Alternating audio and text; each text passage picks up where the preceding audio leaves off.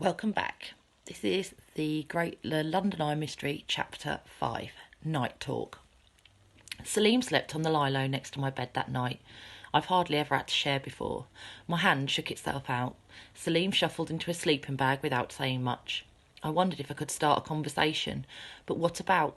Small talk or big talk? I remembered what Mum had said when I started at secondary school last autumn. When you meet new people, Ted, keep the talk small. I asked her what this meant. Did it mean to only use words of one syllable? She laughed and said no, it meant sticking to everyday subjects. Like the weather, I'd asked, and she sighed and said, OK, Ted, like the weather. Only small weather, not big weather. Which meant I couldn't talk about anticyclones and minor depressions, but not a major storm system or global warming.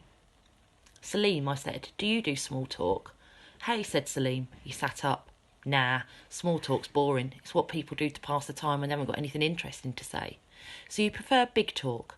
Yeah, Ted, big talk every time. What do you think weather counts as, big talk or small talk?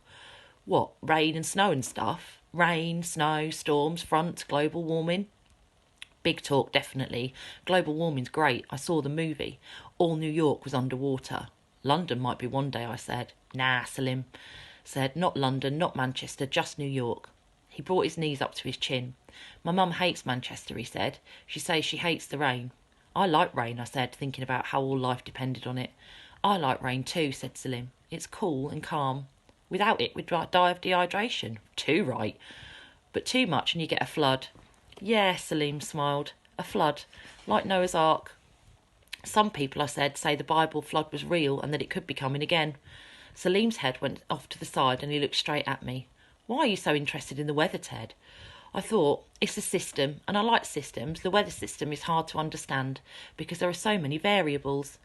And variables are interesting. If the system goes wrong, it's a disaster. And some people think the system is starting to go wrong, and that could mean the end of the human race. I want to be a meteorologist when I grow up so that I can predict things and help the human race to survive. But I will have to study very hard and find out about all the variables. Salim whistled. If a flood's coming, will you let me know, Ted, so I can build my ark on time? I will, I promised. Salim lay down and I turned off the light. I listened to us both breathing. This was when I usually switched on the radio to listen to the shipping forecast. I kept it on the desk next to my bed within easy reach. Mum said not to do it while I was sharing with Salim. My fingers were twitching under the duvet. Okay, so why do you think Ted's fingers are twitching? How do you think he's feeling? What do you think Salim's thinking about Ted?